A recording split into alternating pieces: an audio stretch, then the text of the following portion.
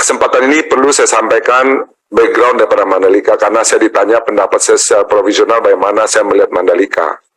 Yang pertama, yang perlu saya sampaikan bahwa kami sebetulnya adalah menyelesaikan problematika yang ditinggalkan, Pak Ketua.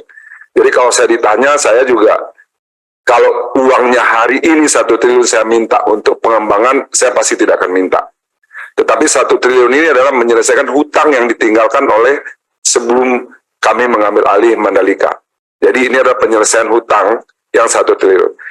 Sebagai gambaran Bapak Pimpinan, itu waktu kita mengambil alih Mandalika, itu posisinya adalah mereka mempunyai short term liabilities 1,2 triliun. Mereka mempunyai long term liabilities 3,4 triliun. Dengan sumber repayment capacity hanya dari Nusa Dua. Terus terang saya tidak bisa menyelesaikan yang short term liabilities ini, di mana short term liabilities ini isi di dalamnya adalah pembangunan daripada grandstand dan juga VIP Village sama kebutuhan modal kerja waktu penyelenggaraan event, yaitu 1,2 triliun. Karena itu penyelesaian ini harus dengan equity. Ini yang menyebabkan kerugian Mandalika itu setiap tahun itu akan semakin besar.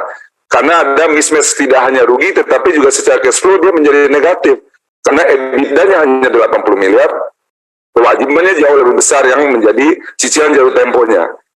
Apa yang kami lakukan adalah membagi 4 kriteria membagi ke dalam 4 business unit supaya problematika Nusa Dua ini kita bisa zoom in.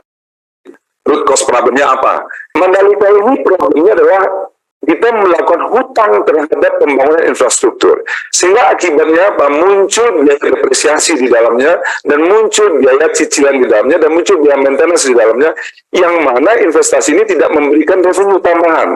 Karena ada di locking dengan satu luda yang dilakukan dengan visi yang dimana seluruh aset besar kita luda dengan pihak lain yang tidak mengenerate revenue. Kerugian dana yang terbesar itu sebetulnya dari WSBK, Pak, bukan dari MotoGP. MotoGP dia bisa melakukan biaya operasionalnya tertutup, tetapi yang WSBK ini menunjukkan kerugian.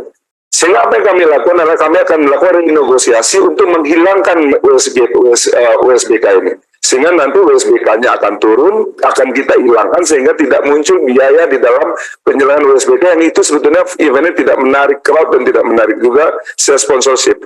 Ini berdampak 100 miliar penurunan daripada kerugian kita.